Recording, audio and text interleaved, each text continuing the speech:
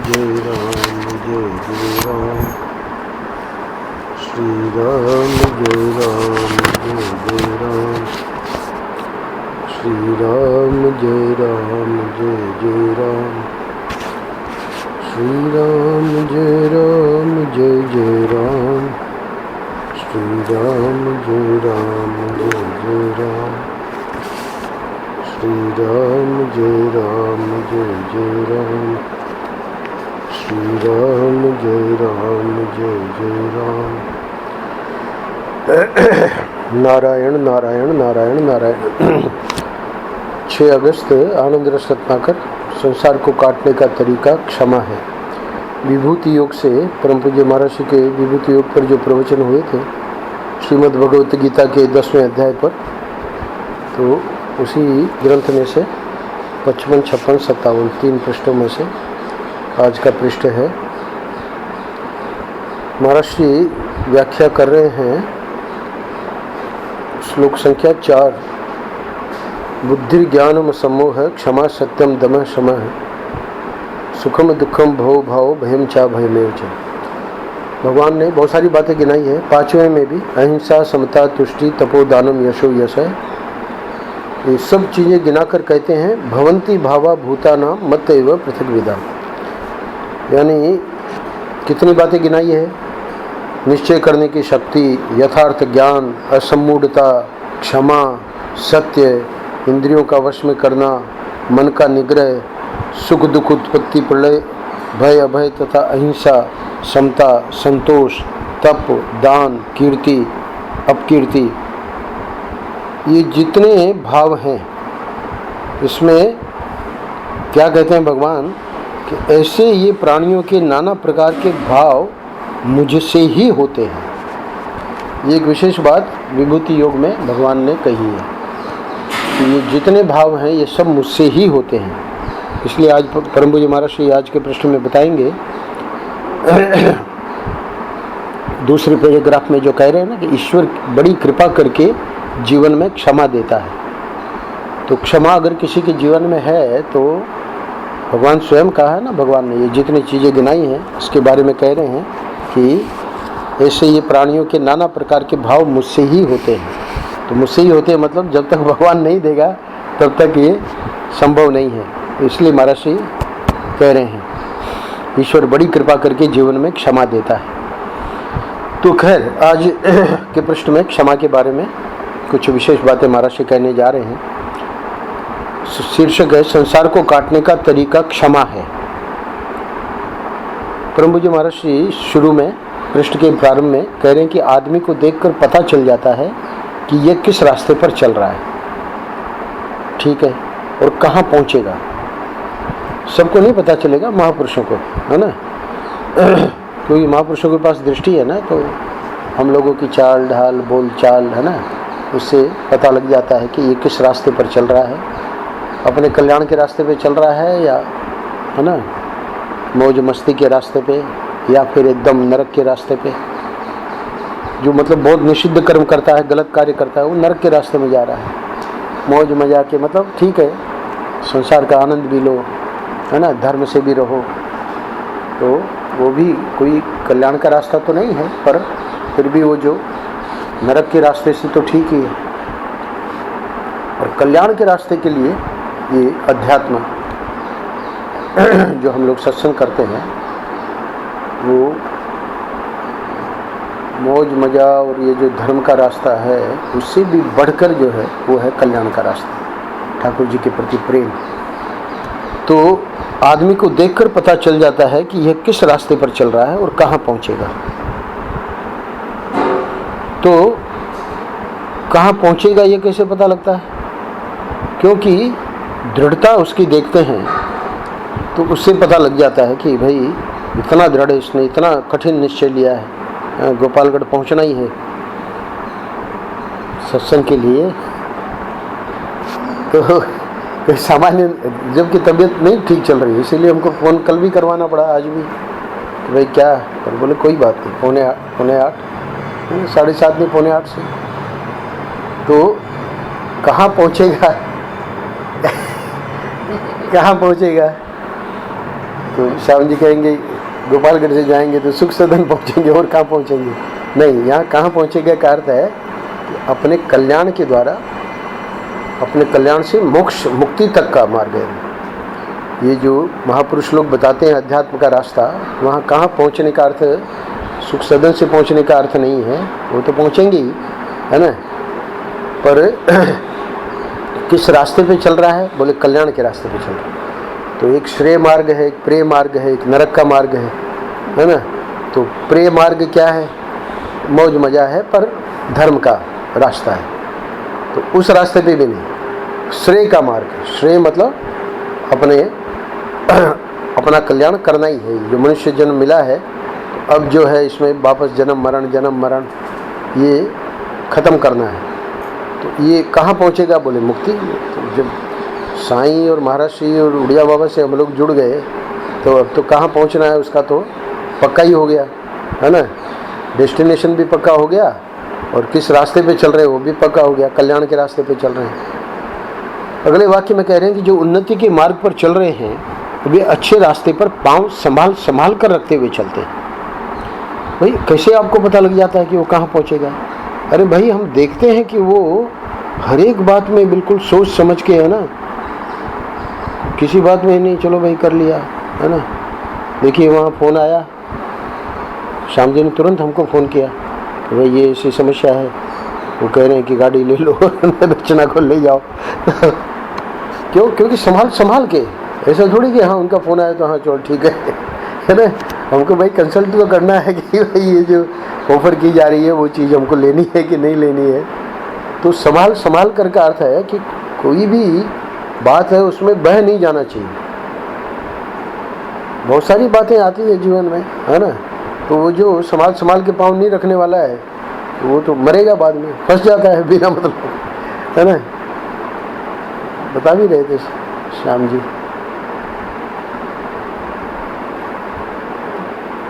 किसी का ऐसा स्वभाव होता है पर वो व्यवहार में वो ठीक नहीं, क्योंकि सामने वाला भी समझे तो सही ना कि क्यों इतना किया जा रहा है। तो इसीलिए कल महाराज ने कहा सत्संगी को बहुत सावधान रहने की आवश्यकता है।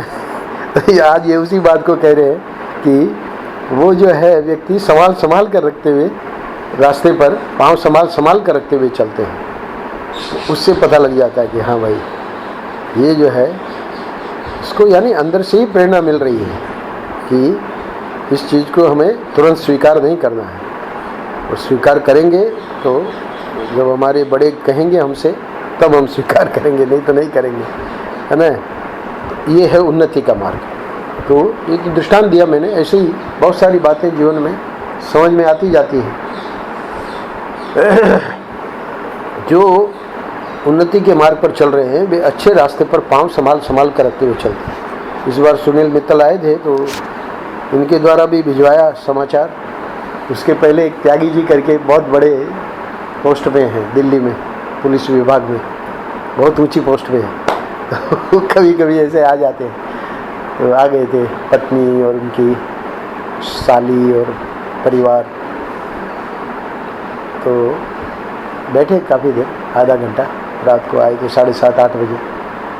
तो उसको भी कहलवाया। तो बात क्या कहलवाई कि गुरु पूर्णिमा पे ये लोग आए थे तो सत्संग तो होता ही है, पर ये क्या है कि कुछ लोग जो है वो कुछ पॉइंट पकड़ते हैं और उसको असर भी होता है, क्योंकि रात दिन उसका चिंतन चलता रहता है ना। तो जिनका चिंतन चलता रहता है तो उनके लिए तो हमेशा प्यास उनकी बड़ी रहती है कि भाई कोई न कोई बात हमको मिले। तो त्यागी जी को भी कहा कि भैया वो 3 पॉइंट बता देना स्वामी जी को, हमको गुरु पूर्णिमा पर बहुत बढ़िया लगे, इसको भी कहा। तो एक तो पॉइंट ये था कि निर्णय करने में हम स्वतंत्र हैं। ये बात हमको, ये जो अभी कठोपनिषद हम लोग कर रहे हैं तो शंकराचार्य जी महाराज ने इस बात को लिखा है, हर व्यक्ति निर्णय करने में स्वतंत्र है। इस निर्णय करने की स्वतंत्रता का लाभ ये लोग ले रहे हैं। कौन? उन्नति के मार्ग पर चल रहे हैं, वे अच्छे रास्ते पर पाँव संभाल कर रखते हुए चलते हैं। तो एक पॉइंट तो उसको बहुत अच्छा लगा कि निर्णय करने में स्वतंत्र हम नहीं होते, तो आज हम आपके सामने थोड़ी बैठे रहते, हमको तो वही करना पड़ता है ना जो माता पिता कह रहे हैं, है ना। भाई लगो इसमें संसार में। अब मोनू अगर निर्णय करने में स्वतंत्र नहीं है तो मनोहरी थोड़ी चाहेगी कि भाई अपना, है ना, शादी नहीं करे या, तो हर देखिए निर्णय करने की स्वतंत्रता में ठाकुर जी कितनी शक्ति देते हैं ये देखना है हमको, अपने को। उनकी छोड़ो, हमारी बात छोड़ो, मोनू की बात छोड़ो, हम अपने जीवन को देखें। कोटा से आना है, ये निर्णय क्या है? मनोहरी का ही निर्णय चलेगा ना। वो वहाँ डिल मिल रही थी कि नहीं अब कैसे छोड़ेंगे, चलो बने रहो वहाँ, अपना देते रहो, है ना, गोलियाँ देते रहो, और क्या है।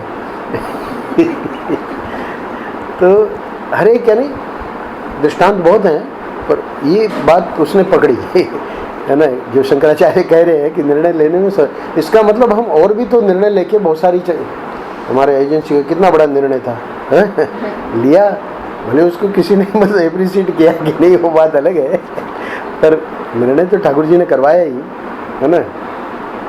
तो इस प्रकार हम देखें और देखते हैं, उसका परिणाम भी देख रहे हैं कि ठाकुर जी कैसे हमको, है ना, अपनी ओर खींच रहे हैं। वो निर्णय नहीं लेते तो कहाँ नहीं, 1 महीने में 15 दिन तो गायब है। क्यों गायब है? जानबूझ के गायब थोड़ी है भाई, जिस काम में लगे उसमें जाना ही पड़ेगा, है ना। स्वामी जी सोलापुर जा रहा हूँ, स्वामी जी मैं अब दक्षिण जा रहा हूँ, कानपुर जा रहा हूँ, आगरा जा रहा हूँ, अरे भाई जाओ।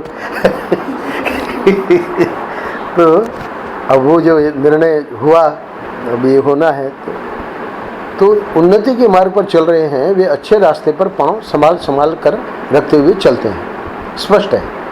एक बात उसने ये पकड़ी, दूसरी बात ये पकड़ी कि वो जीतू भाई बैठे थे, कोई बात चल रही थी, मुझे लगता नाश्ते का ही समय था, तो कोई हमने कोई बात बताई, तो बोले महाराज हम तो संसारी हैं। तो हमने कहा कि ऐसा कभी नहीं कहना, है ना, अपने को संसारी कभी नहीं कहना, क्योंकि महाराज जी के चरणों में आ गए तो अब संसारी नहीं होते, अब साधक हो। तो उस बात को लेकर फिर और भी चर्चा हुई, और वो दुख के 3 स्तर में भी शायद हमने कहा। उसके बाद वहाँ श्रवणानंद जी ने शायद सुना, किसी ने बताया होगा, तो उन्होंने प्रवचन में भी कहा। तो ये दूसरी बात उसने बड़ी ज़बरदस्त पकड़ी कि हम लोग जो है संसारी नहीं है, साधक हैं। और तीसरी बात ये पकड़ी कि भाई जो सत्संग चलता है तो उसमें व्यक्ति सामने वाले को ही पकड़ता है, यानी गुरु को ही पकड़ता है कि अब आप ऐसे बोल रहे हो, है ना। तो वो गुरु तो जो बोल रहा है वो ठीक ही बोल रहा है, क्योंकि वो देख रहा है भाई इनका स्तर क्या है। तो शिष्य को लगता है भाई कभी तो इतनी परमार्थ की बात बोलते हैं, कभी व्यवहार की बात बोलते हैं। व्यवहार की बात बोलनी पड़ेगी, क्योंकि अभी शिष्य का स्तर वो नहीं है कि वो परमार्थ की बात समझ सके।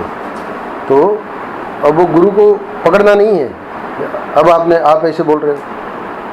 तो हमने उसको समझाया कि भाई वो जब तक गुरु तुम लोगों के स्तर पे आके बात नहीं करेगा तब तक तुमको ऊपर आगे कैसे ले जाएगा। तो तीनों बातें उसने बढ़िया पकड़ी।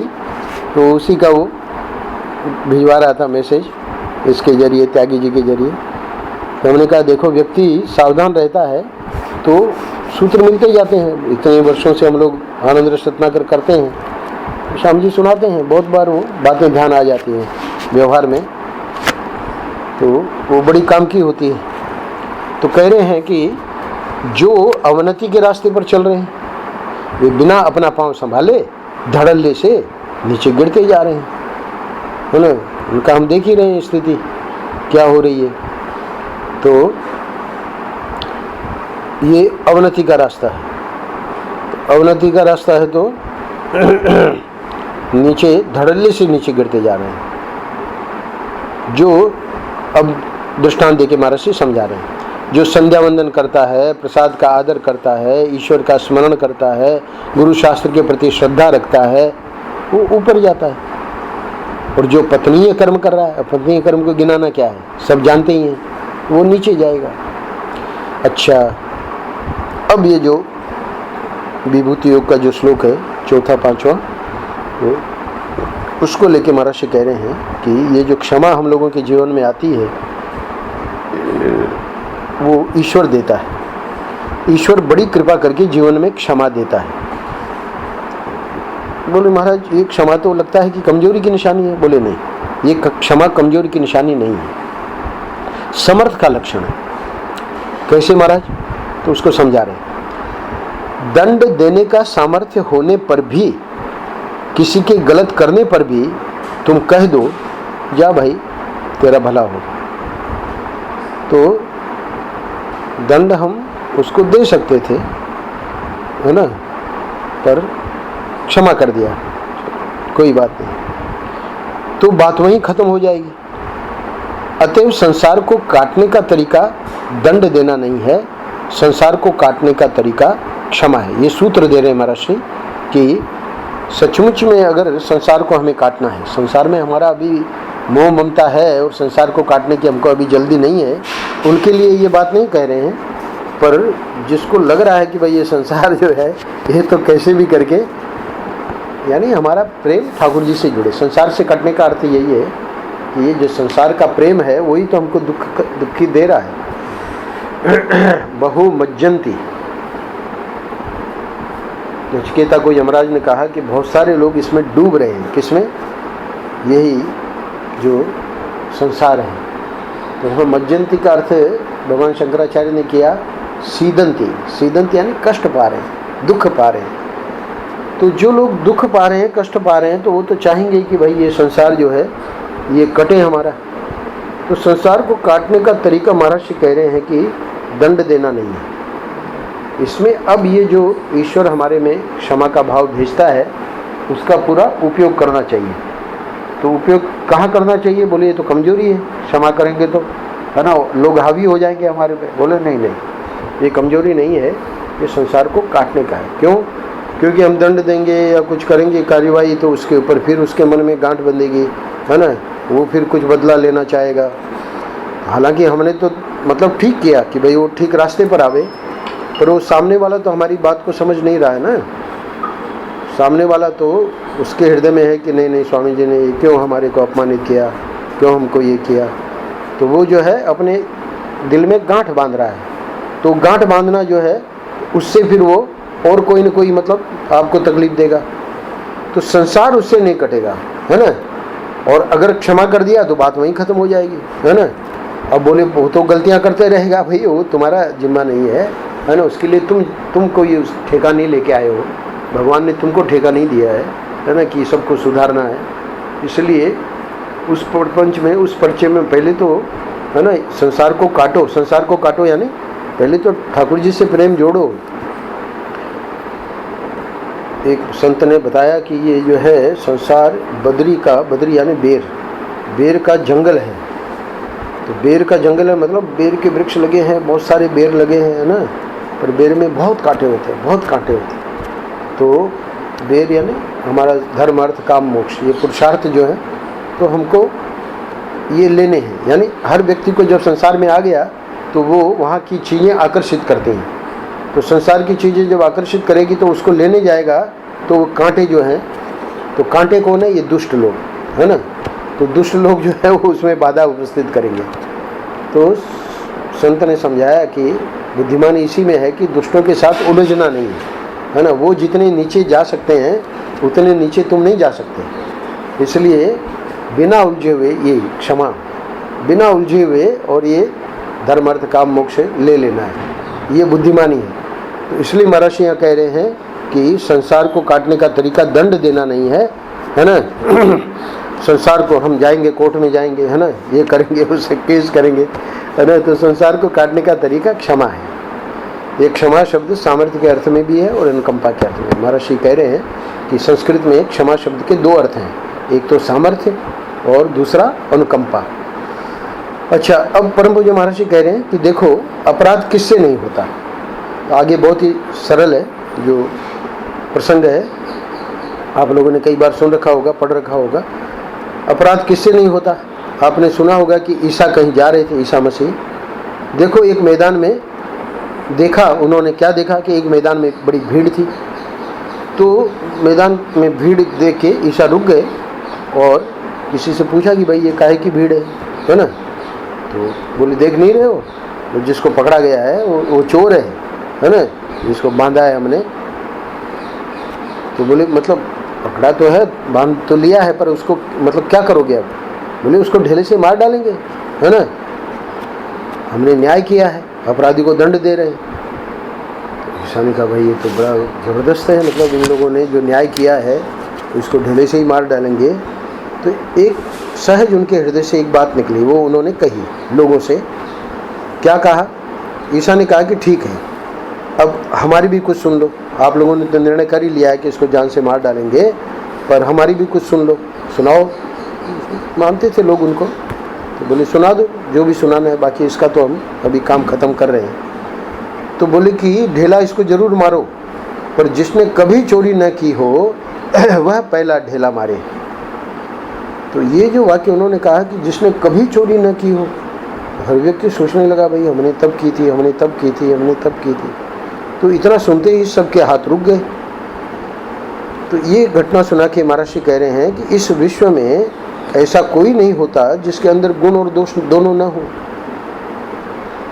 तो वहाँ पर जो है वो लोगों को अपना दोष नज़र नहीं आया और उसको मारना चाह रहे थे, दंड देना चाह रहे थे। पर इस वाक्य के द्वारा उन्होंने, ईसा मसीह ने सब लोगों को जगाया। जगा के क्या दिखाया कि भाई जब तुम स्वयं चोरी किए हो तो इसको ढेला मारने का तुमको क्या अधिकार है। कह रहे हैं कि पहला ढेला वो मारे जिसने कभी चोरी न की हो। इतना सुनते ही सबके हाथ रुक गए। तो परम पूज्य महाराज श्री हम लोगों को समझा रहे हैं कि विश्व में ऐसा कोई नहीं होता जिसके अंदर गुण और दोष दोनों न हो। बोले नहीं महाराज, हमारे जो गुरु महाराज हैं है ना, उनमें सिर्फ गुण ही गुण है, दोष नहीं। तो तुम्हारी श्रद्धा है ना। गुरु महाराज जो हैं उनमें दोष नहीं है। जो गुरु महाराज में अश्रद्धा है उसको पूछो, वो 10 दोष गिना देगा, है ना, गुरु महाराज के। नहीं महाराज, वो तो उसका सोचना है, वो तो सच्ची बात नहीं है। तो महाराज कह रहे हैं कि नहीं, ये श्रद्धा के कारण हमको दोष रूप में नहीं दिखते, उसको गुण रूप में ही हम देखते हैं। वो हमारी श्रद्धा का चमत्कार है। बाकी भगवान ने ऐसी सृष्टि बन ही नहीं सकती बिना गुण दोष के। जो बनाते हैं ना हार वगैरह सोने का, तो बोले कि 24 कैरेट का, 24 कैरेट होता है क्या? 24 कैरेट होता है? हाँ, 24 कैरेट का हार बना दो, नहीं बनेगा, क्योंकि उसमें मिलाना ही पड़ेगा। जो है सुनार, उसको वो आपको बताएगा कि ये टिकेगा नहीं, टूट जाएगा। तो भगवान ने सत्व रजस तमस यानी तीनों गुणों से ये सृष्टि बनाई। तो वो जो है सृष्टि में कोई भी हो, स्वयं भगवान कह रहे हैं कि मैं भी जब आता हूँ तो मेरे में भी लोग दोष देखते हैं, मनुष्य का अवतार लेके आते हैं। इसलिए उन्होंने बाली को मार दिया छुप के, है ना, उन्होंने ऐसे किया, सुर्पणखा की नाक काट दी बेचारे की, ये कर दिया, वो कर दिया। आज भी गिनाते हैं लोग क्या क्या भगवान ने गलतियाँ की। तो मनुष्य जो है वो भगवान वहाँ लीला रूप से ही पर दिखाना ये चाह रहे हैं कि दोष और गुण दोनों रहेंगे ही रहेंगे। ये बात अलग है कि हम भगवान के जो भी लीलाएं हैं उनकी व्याख्या हम अपने हिसाब से कर लेंगे, है ना। तो ये बात महाराज यहाँ समझा रहे हैं कि क्षमा जो है वो ईश्वर का दिया हुआ गुण है। होता यह है कि अपनी गलती मनुष्य की दृष्टि में नहीं आती। अब ये जो आखिरी 2 पैराग्राफ हैं, ये आनंद रस रत्नाकर में कुछ ऐसे पैराग्राफ हैं जो बिल्कुल अलग से व्यक्ति को हमेशा याद रहने चाहिए। यहाँ पर ही ये बात कही गई है महाराज श्री द्वारा। क्या अपनी गलती क्यों नहीं दिखती, उसका आगे कारण बता रहे हैं। होता यह है कि अपनी गलती मनुष्य की दृष्टि में नहीं आती। क्यों नहीं आती? क्योंकि असल में तो ब्रह्म भाव अज्ञात रूप से भीतर ही भीतर काम करता रहता है। ये ब्रह्म भाव क्या बला है? ब्रह्म भाव का अर्थ हमारा जो असली स्वरूप है वो निर्दोष है। निर्दोष है मतलब उसमें दोष नाम की कोई चीज़ है ही नहीं। तो असली स्वरूप जो ब्रह्म भाव है हमारा, वो महर्षि कह रहे हैं कि अज्ञात रूप से भीतर ही भीतर काम करता रहता है। तो वो तो हमारा असली स्वरूप जब है, तो जैसे ही श्याम जी हमको कहेंगे कि स्वामी जी आपने वहाँ गलती की, हम तुरंत सफाई देंगे। तो श्याम जी आपको समझ में नहीं आया, है ना, वो गलती बिल्कुल नहीं थी हमारी। क्यों? क्योंकि वो जो ब्रह्म भाव है वो हमें वो गलती स्वीकार करने का मौका नहीं देता। ब्रह्म भाव अज्ञात रूप से भीतर ही भीतर काम करता रहता है। इसलिए आदमी अपने कर्म एवं सौंदर्य को सबसे बढ़िया समझता है। यहाँ सौंदर्य का अर्थ ले लेना अपनी जो कुशलता है कार्य करने की आदि आदि। सौंदर्य का मतलब सिर्फ अपने रूप से नहीं है। सौंदर्य का मतलब किसी भी कार्य की कुशलता को लेकर व्यक्ति काफ़ी मतलब समाज में प्रतिष्ठित हो जाता है। तो आदमी अपने कर्म एवं सौंदर्य को सबसे बढ़िया समझता है, वो जान रहा है ना। श्याम जी को पता है कि हमारे जैसा व्यापारी कहाँ है, कोई नहीं है ना। हम भी जानते हैं कि हमारे जैसा वक्ता है ना, वेदांती महर्षि का शिष्य कौन है, कोई नहीं है। तो ये क्या है, ये जो है महर्षि कह रहे हैं कि इसमें कारण क्या बन रहा है, वो ब्रह्म भाव, वो अज्ञात रूप से भीतर ही भीतर काम करता रहता है। जबकि सच्चे भक्त में ये कभी अभिमान आना ही नहीं चाहिए। इसीलिए सच्चे भक्त की परिभाषा ही है अकिंचन, मैं कुछ नहीं हूँ, मेरे में कोई योग्यता नहीं है, मेरे में कोई सामर्थ्य नहीं है। तो देखिए ये ब्रह्म भाव कितना उल्टा करता है। इसलिए महर्षि ने कहा कि ये क्षमा आना ये बहुत बड़ी बात है। क्यों? क्योंकि ईश्वर इसको भेजता है। ईश्वर बड़ी कृपा करके जीवन में क्षमा देता है। तो वो तो एक चीज़ को महर्षि मतलब ये यहाँ व्याख्या करके बता रहे हैं। हर एक जितने वहाँ गिनाए हैं है ना ठाकुर जी ने बातें, हर एक की व्याख्या, इसीलिए विभूति योग काफ़ी बड़ा है, क्योंकि एक एक चीज़ को महर्षि ने विस्तार में समझाया है। तो कह रहे हैं कि ये जो भीतर ही भीतर काम करता है ये तो बहुत गड़बड़ कर रहा है। बोले हाँ यही तो बात है, इसी को तो समझना है। अपनी बुद्धि को सबसे बढ़िया समझता है कौन? हर व्यक्ति, है ना। अपने को बिल्कुल दुष्ट कोई नहीं समझता। दुष्ट से दुष्ट व्यक्ति भी, और की बात छोड़ो, वो भी अपने को दुष्ट नहीं समझता। ये तो हद हो गई भाई, अपने को बिल्कुल दुष्ट कोई नहीं समझता। ऐसे कैसे? जब दुष्ट है वो ब्लैक लिस्ट में नाम है ना, बिन लादेन, और वो बिन लादेन थोड़ी समझ रहा है कि मैं दुष्ट हूँ। वो कह रहा है कि जो कुरान में लिखा है ना, वो तो मैं ही कर रहा हूँ। क्या कर रहे हो तुम? बोले कि ये जितने जो हैं इन लोगों को सबको ख़त्म करो, मारो इसको। वो जो दुष्ट से दुष्ट व्यक्ति है वो उसके पास भी पूरे तर्क हैं कि मैं बिल्कुल ठीक हूँ। तो अपने को बिल्कुल दुष्ट कोई नहीं समझता। तो बोले दूसरे को तो समझते ही है दुष्ट, इसीलिए तो करो, ख़त्म करो, मारो इनको। अच्छा, अब अंतिम पैराग्राफ में और उस बात को वापस और अच्छी तरह से समझा रहे महर्षि। और दूसरे को अगर अच्छा अथवा शिष्ट समझेगा भी, बोले महर्षि आप ऐसी कैसी बात कह रहे हैं, है ना। हम तो समझते हैं बाकायदा, दूसरों को अच्छा भी समझते हैं, शिष्ट भी समझते हैं, है ना। तो महर्षि कह रहे हैं कि इतना होने पर भी अपनी बुद्धि से उसकी बुद्धि को थोड़ी कम जरूर समझेगा। भले वो अच्छा शिष्ट समझ रहा है, पर अंदर ही अंदर, भले वो व्यक्त नहीं करे, पर ये उसकी पूरी पक्की धारणा है कि मेरी बुद्धि जो है वो उससे ज़्यादा अच्छी है। स्वामी रामानंद जी ने तपोवन महाराज चिन्मयानंद जी के गुरु जी को कहा कि रामानुजाचार्य जैसे इतने अच्छे, है ना, विचारक, इतने बड़े महापुरुष, और उनको ये वेदांत की बात समझ में नहीं आई। उन्होंने विशिष्टाद्वैत चला दिया, है ना, वेदांत का शंकराचार्य जी का खंडन कर दिया। तपोवन महाराज ने कहा कि रामानंद ब्रह्मचारी बोले, ब्रह्मचारी, अब वो ब्रह्मचारी प्रश्न कर रहा है ना, तो ब्रह्मचारी को ही उत्तर दिया, ब्रह्मचारी रामानुजाचार्य की जो बुद्धि है वो तुम्हारी बुद्धि से तो बढ़िया ही थी, ऐसे बोले। यानी इधर रामानंद जी प्रश्न कर रहे हैं कि तब क्या रामानुजाचार्य जी को ये नहीं समझ में आया कि अद्वैत वेदांत ठीक है ना, अद्वैत वेदांत का ही खंडन कर रहे हैं। अब उसका उत्तर तपोवन महाराज उनको दे रहे हैं। रामानंद जी ने खुद बताया, खुद सुनाया हमको। बोले ब्रह्मचारी रामानुजाचार्य की बुद्धि तेरे से तो अच्छी थी, है ना, तो महाराज फिर ये क्यों गड़बड़ करी? बोले नहीं, उनको पता था कि मुझे क्या करना है ना। भगवान के अवतार है ना ये लोग, उनको पता है कि हमको किन लोगों को आगे लेके चलना है, तो उनका कार्य वो जानते थे। तो इसलिए ये प्रश्न ही तुम्हारा गलत है। तो यह महर्षि कह रहे हैं, चलो अब तक तो उनके बात करी जो दूसरों की बुद्धि को ठीक मानते ही नहीं है ना, अपनी बुद्धि को सर्वश्रेष्ठ मानते हैं। पर समझो, कल्पना करो कि ऐसे लोग भी हैं जो कि दूसरों की बुद्धि को, है ना, शिष्ट भी मानते हैं, उनको अच्छा भी मानते हैं। तब भी महर्षि कह रहे हैं कि इस बात को पकड़ना कि इतना होते हुए भी अपनी बुद्धि से सामने वाले की बुद्धि को थोड़ी कम जरूर समझेगा। बोले महाराज गुरु की बुद्धि को तो हमेशा हम ज़्यादा मानते हैं। बोले नहीं, ये भी भ्रांति है तुम्हारी। यहाँ तक कि हम अपने गुरु को भी जब वे कोई काम हमारी बुद्धि के अनुसार नहीं करते हैं तो उनके बारे में कहते हैं कि वह भोले भाले हैं, है ना, संसार की बात को नहीं समझते, माने उनसे ज़्यादा उस बात को हम समझते हैं। तो महर्षि कहते हैं कि ये क्यों हो रहा है, ऐसा तो नहीं होना चाहिए। ये होता है, फिर से वही बात जो ऊपर बताई थी, फिर से उसको दोहरा रहे हैं। ये होता है अपने में पूर्णता की अज्ञात रूप से अनुगति के कारण।